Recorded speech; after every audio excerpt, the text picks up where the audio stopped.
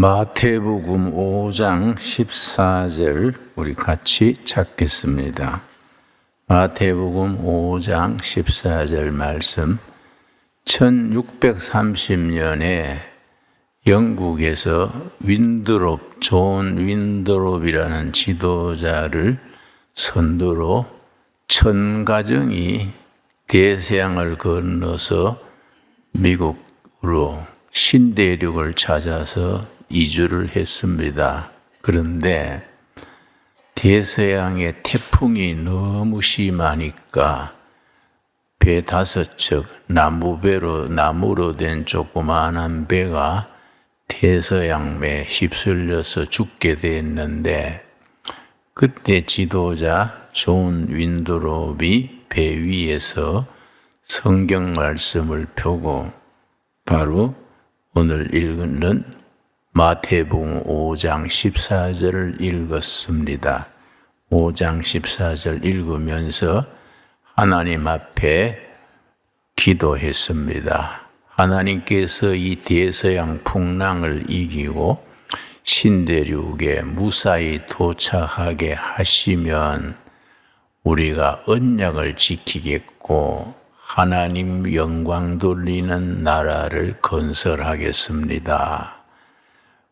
하나님과 우리 사이에 언약을 맺읍시다. 그런 류의 연설을 하고 마태복음 5장 14절을 읽었습니다. 너희는 세상의 빛이라. 산 위에 있는 동네가 숨겨지지 못할 것이요.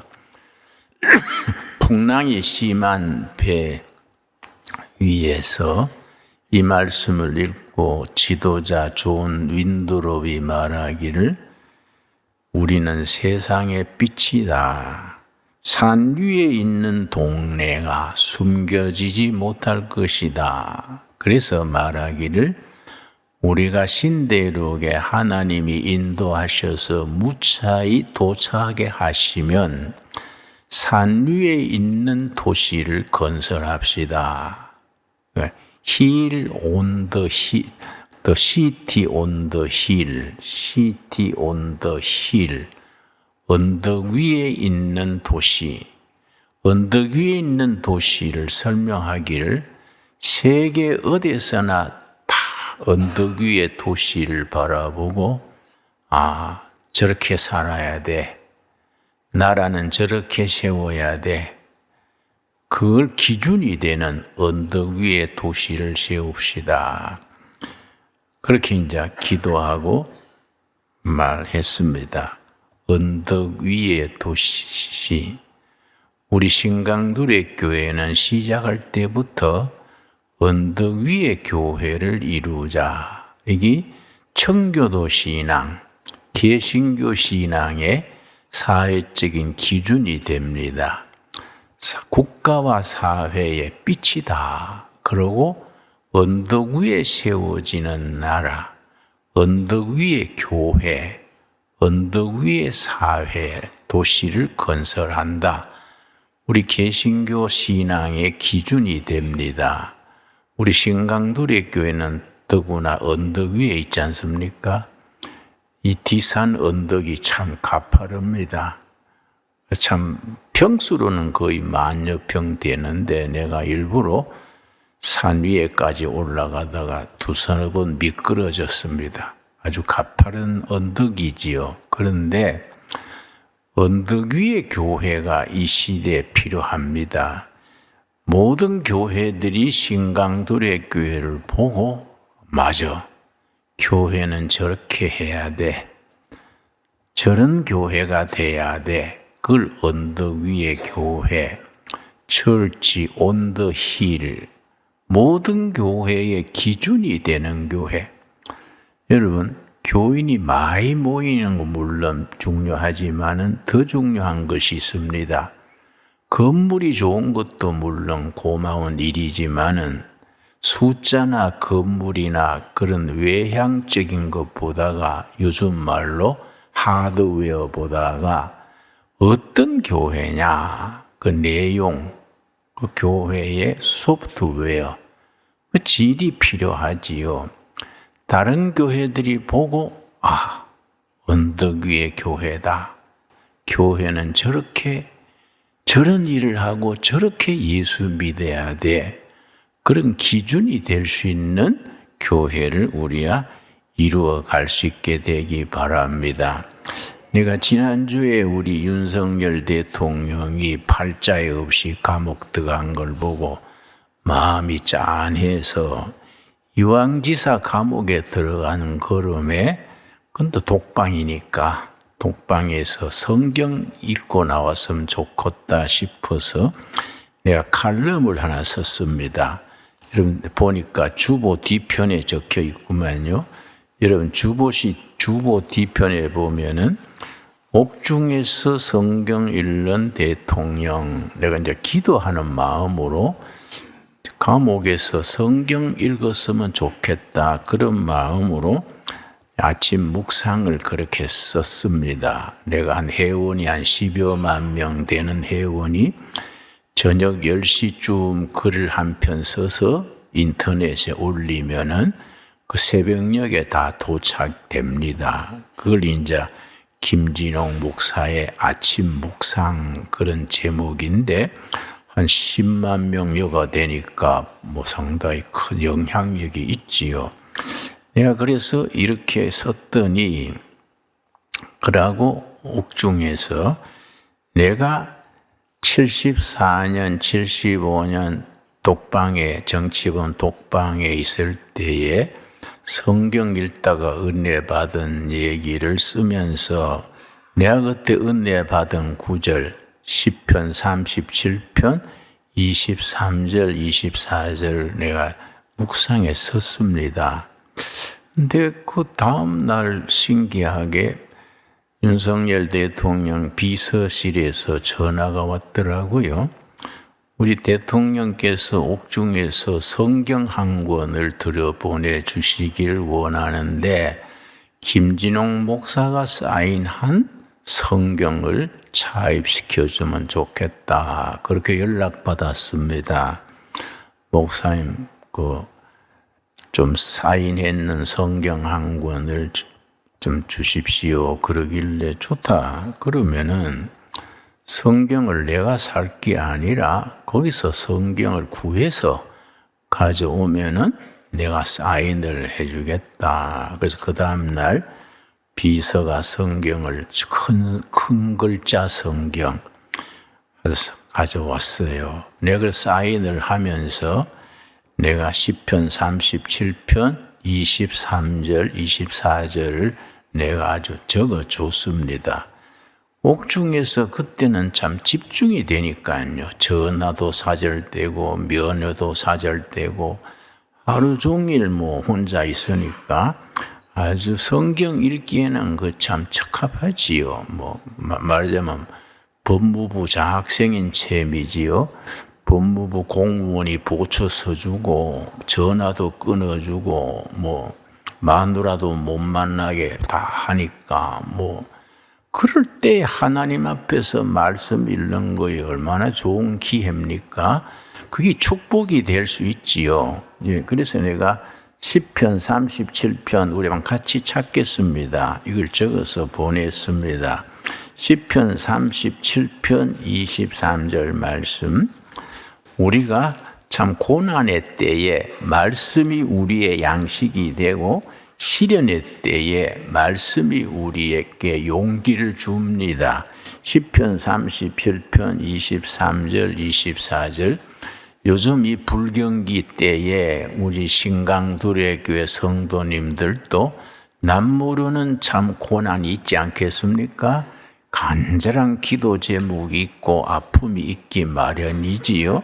그럴 때에 이 시편 37편 23절, 24절을 읽고 은혜 받으시기 바랍니다.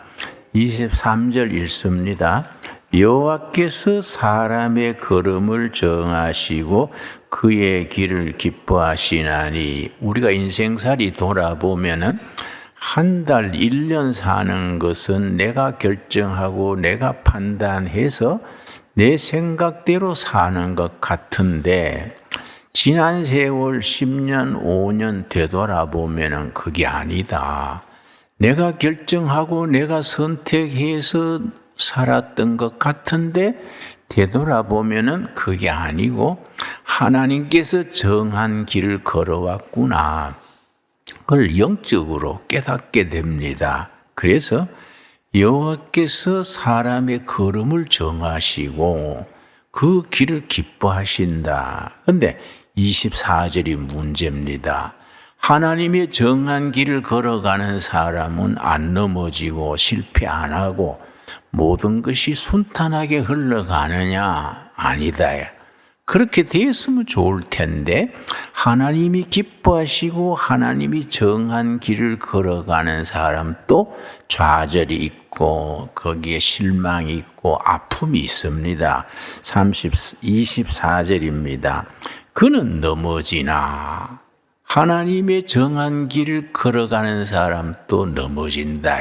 실패한다 이거지요. 그런데 일반 하나님을 모르는 세상 사람이 넘어지고 실패하는 것하고 하나님의 사람이 넘어지고 실패하는 것하고는 결과가 다르다. 어떻게 다르냐? 24절이지요. 그는 넘어지나 아주 엎드러지지 아니함은 세상 사람들은 넘어지고 상처받으면 그걸로 끝장나 버리지요. 그래서 인생 아주 망가지는 사람들이 주위에서 많이 보게 됩니다. 그러나 하나님이 붙들어주는 사람은 다르다. 넘어지는 것은 마찬가지인데 하나님의 사람들은 넘어진 자리에서 다시 일어난다. 다시 일어난다. 아주 엎드러지지 않고 일어난다. 왜 그러냐? 여호와께서 손으로 붙드심이로다. 하나님이 붙들어 주시기 때문에 넘어진 자리가 다시 일어서는 자리지요. 저는 아시다시피 30살에 청계천 빈촌에 들어가서 동네 청년들 모아서 넉마주의를 했지 않습니까? 요즘 신세대들은 넉마주의를 잘 모르더라고요. 미국에서 온 청년이 나한테 물어요. 목사님, 민주주의도 알고 사회주의도 알겠는데 넉마주의는 무슨 주의입니까? 그래서 내가 할 말이 없더라고요. 그런데 내가 넉마주의를 하는데 넉마주의를 내가 바닥에서 하면서 아무래도 내가 이제 배운 사람이니까 그 동네에서는 이제 지도자가 되는 거지요. 그 시는 이제 넉마주의 동네는 대장을 왕초라 그럽니다. 팔자하게 왕초가 됐는데 그걸 몇 년 하고 나니까 참 좋은 점이 있어요. 난 지금까지도 그때 내가 선교 시작을 넉마주의로 시작한 것이 참 좋았다. 감사한 생각이 듭니다. 왜냐? 넉마주의를 몇 년간 하고 나면요, 쓰레기통만 뒤지고 나면 근성이 생겨요. 근성. 일본 말로는 이제 곤조라 그래, 곤조. 넉마주의 근성이 생깁니다. 그 무슨 말 하냐면은, 넘어져도 쓰레기통 옆에만 넘어져라. 넘어진 김에 쉬어간다고 다시 일어서서 다시 시작하면 되는 게요. 쓰레기통 없는 사회는 없는 거지요. 쓰레기통 뒤지면 두 가지 외에는 다 있어요. 여자 없고 돈 없고 다 꺼서 다시 일어날 수 있는 그런 쓰레기통에 있는 겁니다. 그 하나의 근성이죠, 근성. 우리는 그런 수준이 아니고 하나님의 사람들은 크리스찬다운 근성이 있어야 돼요.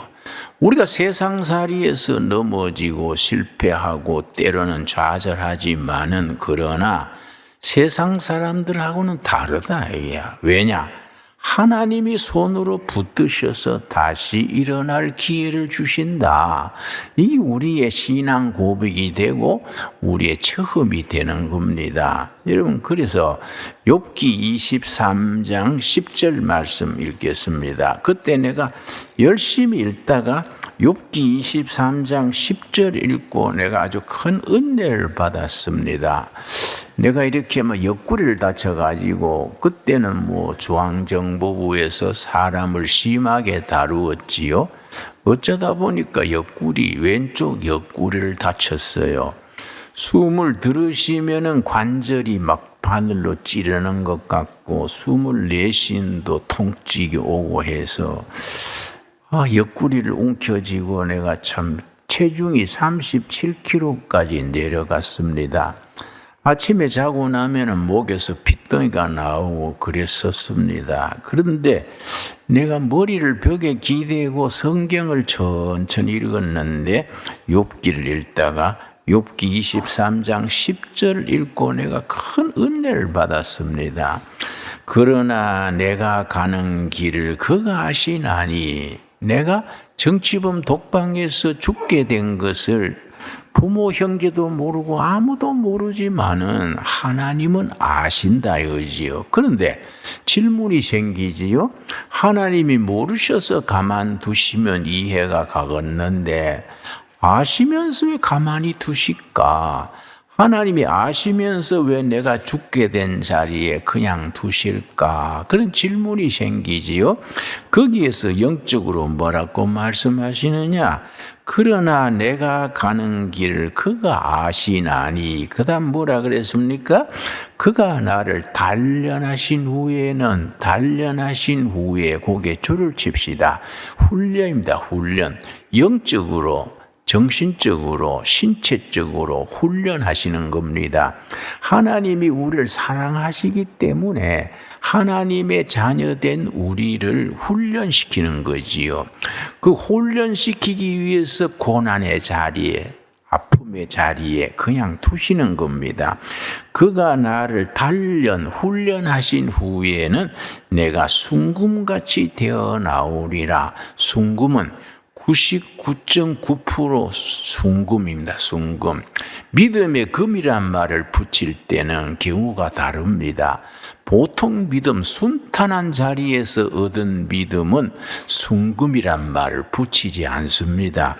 믿음의 금이란 말이 들어가려면 아픔을 견디면서 상처받고 넘어지고 그러면서 다져진 믿음이 99.9% 순금 같은 믿음이 이루어진다는 겁니다. 그래서 우리 크리스찬들은 인생이 힘들고 낙심되고 상처받을 때에 그걸 너무 부정적으로 난 한다고 했는데 왜 이러냐 뭐 이러지 말고 그 속에 하나님의 손길이 있다는 것을 우리가 깨달을 수 있어야 합니다. 나는 옥중에 있는 대통령도 이 성경 통해서 그런 말씀을 좀 깨달았으면 좋겠다. 그럴 때 자기 좀 반성을 하고 내가 이 나라를 위해서 대통령까지 됐는데 내가 단련시켜서 순금 같은 믿음의 일꾼으로 나를 훈련시키시는구나. 그런 걸 좀 우리 대통령도 깨달았으면 좋겠다. 저는 그런 생각을 합니다. 근데 사실은 윤석열 대통령도 지역 들어간 데 며칠 안 되는데 밖에 있을 때보다 일을 더 많이 하지요. 뭐 인기도 많이 오르고 여당 지지도도 몇십 프로 오르고 처음에 12월 3일 그 계엄령 낼 때 지지도가 10%가 안 됐습니다. 그런데 그 감옥에 앉아 있으니까 40%, 50% 넘어가서 내 생각에는 그 양반이 징역 좀 오래 살면 나라가 되겠네. 안 그렇습니까? 밖에 있을 때는 시원찮이 했는데 들어가 있으니까 자꾸 지지가 오르는 거예요. 그래서 국민 지지가 한 70% 되도록 들어앉아 있으면 좋겠다. 본인은 섭섭하겠지요. 그러나 영적인 원리를 말하는 겁니다. 그렇다고 내가 오래 있어 주십시오. 기도하는 건 아니에요. 말이 그런 거지요. 그러니까 이 10절 말씀 우리에게 주시는 우리 모두에게 주시는 하나님의 말씀입니다. 23장 10절 우리 한번 같이 읽겠습니다. 그러나 내가 가는 길을 그가 아시나니 그가 나를 단련하신 후에는 내가 순금같이 되어 나오리라. 내 경우에는 그때 이 말씀 굉장히 크게 은혜 받았습니다. 그래서 그 뒤에는 옆구리에 막 통증이 오면 이거 나의 죽을 병이 아니야. 하나님이 나를 목사다운 목사 되게 해달라고 훈련시키는 거야. 그러고 이제 옆구리 붙들고 참고 기도하고 운동장에 나가서 뜀박질하고 그랬는데 뭐 그렇게 소금국에 뭐 콩밥만 먹으니까요. 뭐 눈이 잘 안 보이고 뭐 머리털이 쑥쑥 빠지고 해서 아마 비타민이 부족한 게다 생각을 하고 교도관한테 채소 좀 주시오. 맨날 그 소금국만 주니까 이 머리가 빠지고 눈도 침침하고 이거 사람이 기력을 못 찾겠네요. 그랬더니 아이고 인정사정 없이 말하더라고요. 밖에 나가서 먹어 이러더라고. 여기 뭐 호텔 주문 식사인 줄 알아?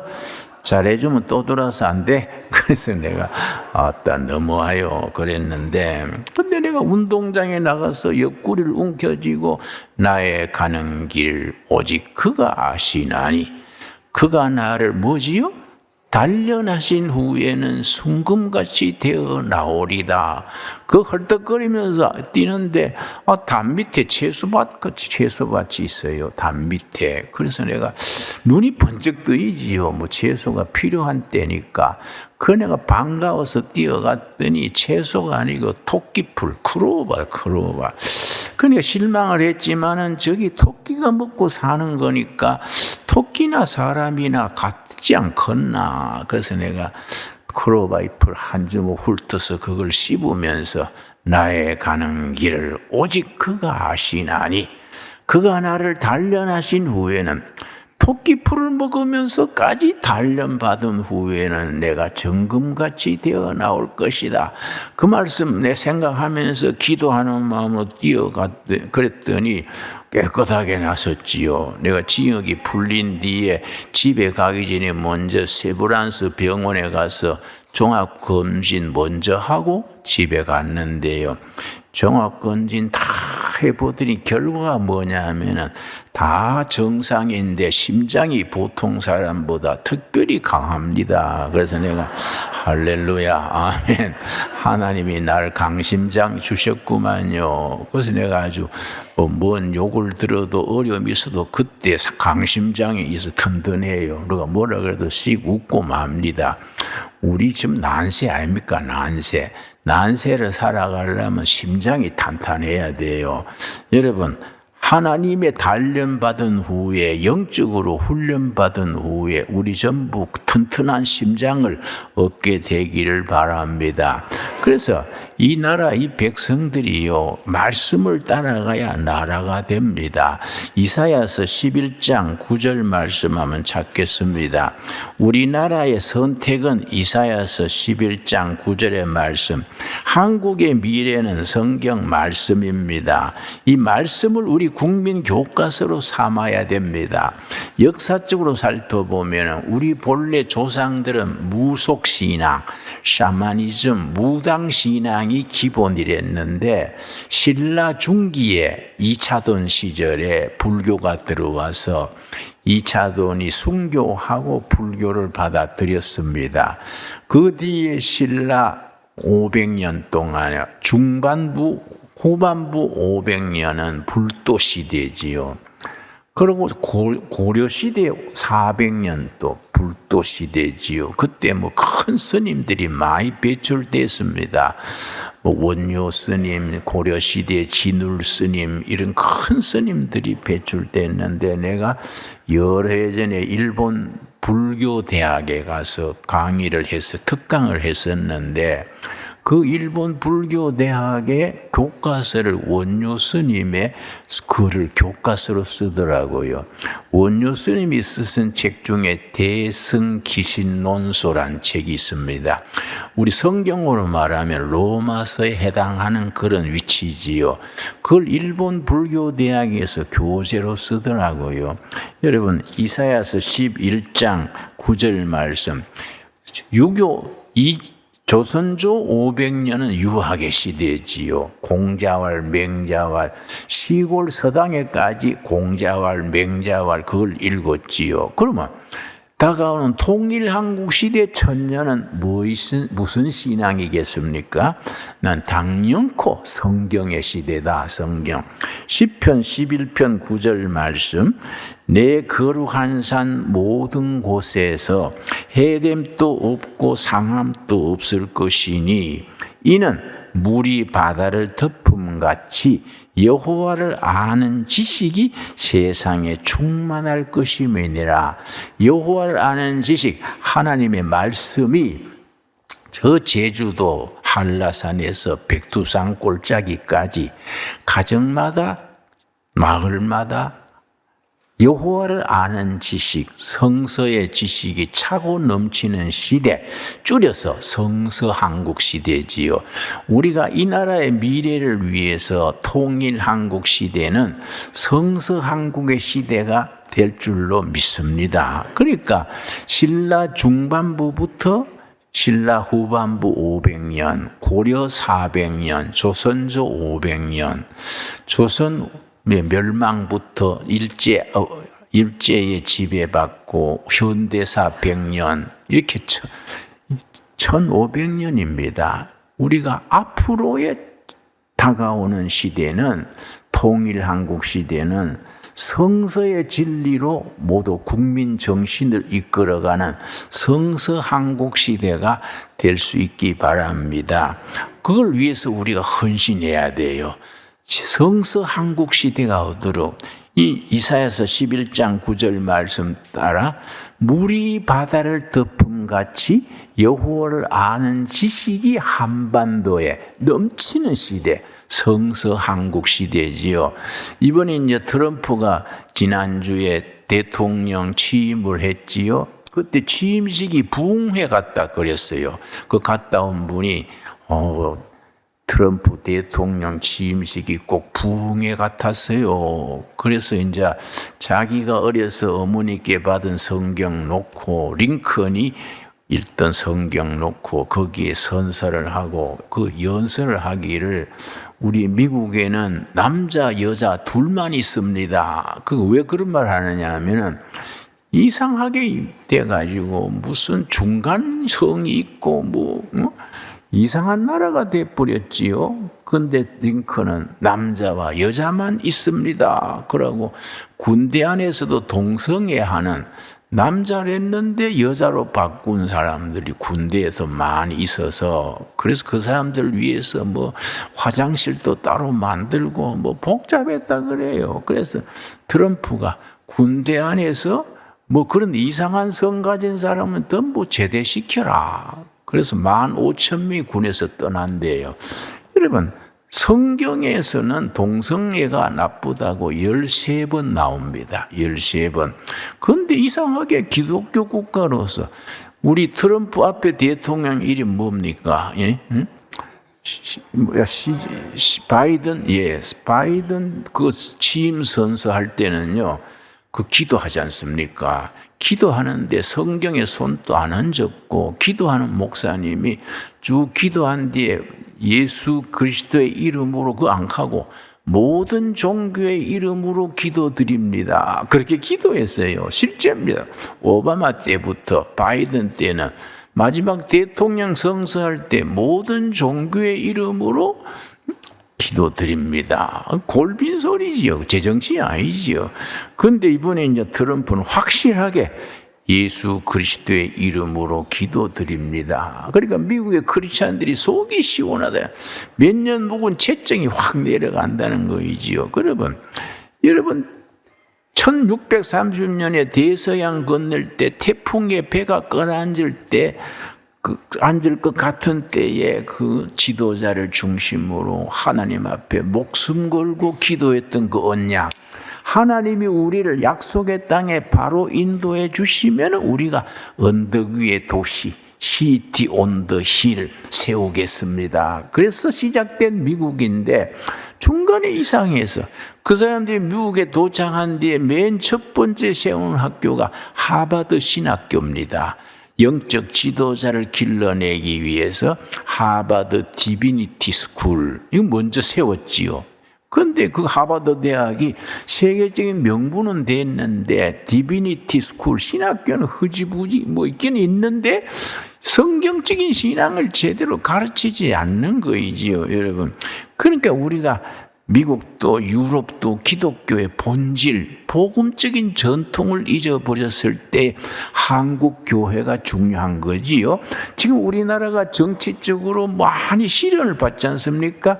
난 이게 마지막 고비라고 생각합니다.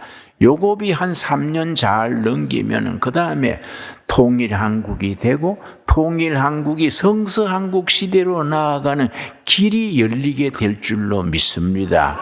그래서 우리가 기도해야 돼요. 그래서 이사야서 11장 9절이 우리의 기도 제목입니다. 물이 바다를 덮음같이 여호와를 아는 지식. 제주도 한라산에서 백두산까지 꼴짝마다 가정마다 일터마다 여호와를 아는 지식이 넘치는 시대가 되기를 바랍니다. 우리 합심 기도합시다. 기도해가지고 이 나라가 통일한국 시대에 세계 교회, 세계 기독교를 선도하는 성서한국 시대가 올 수 있도록 기도합시다. 하나님께서 우리 민족을 축복하셔서 그렇게 사용하실 줄로 믿습니다. 그래서 성서한국 시대가 오면은 그 신앙을 바탕으로 온 세계에 복음을 전하는 선교한국으로 바로 나아가게 될 줄로 믿습니다. 그래서 우리의 기도 제목이 딱 3가지지요. 기도 제목이 분명해야 되거든요. 첫째는 성서한국, 둘째는 통일한국, 셋째는 선교한국. 땅끝까지 복음 전하라는 예수님의 말씀을 실천하는 우리들, 우리 교회, 우리 신강둘의 교회가 그런 일에 준비하고 뒷바라지하고 쓰임받는 언덕 위의 교회, 신강둘의 교회가 되어질 줄로 믿습니다. 기도하겠습니다. 하나님 감사합니다. 저희로 하여금 물이 바다를 덮음같이 여호와를 아는 지식이 땅에 차고 넘치는 시대, 성서한국 시대를 바라보며 꿈꾸며 기도하게 하셔서 감사합니다. 이제 남북 통일이 이제 다가오고 있습니다. 통일한국이 성서 위에 세워지게 하여 주시옵시고 80년 공산주의 치하에서 신음하던 동포들이 예수님의 말씀, 살아있는 말씀의 앞에서 정말 해방의 역사를 맞을 수 있게 하여 주시옵시며 통일한국 시대가 성서 위에 세워져서 온 세계 5대양 6대주의 복음을 전할 수 있는 선교한국 시대를 이루어가게 하여 주시옵소서. 우리 신강둘의 교회가 늦게 시작한 작은 교회, 크지 않는 교회지만은 이 시대를 향한 하나님의 뜻을 실천하는 일에 쓰임받게 하여 주시옵소서. 너희가 믿느냐? 믿음대로 될지어다 하셨습니다. 믿습니다. 우리를 통해서 하나님의 역사를 이 시대 이 땅에 이루어지실 줄 믿습니다. 예수님 이름 받들어 기도드렸사옵나이다. 아멘.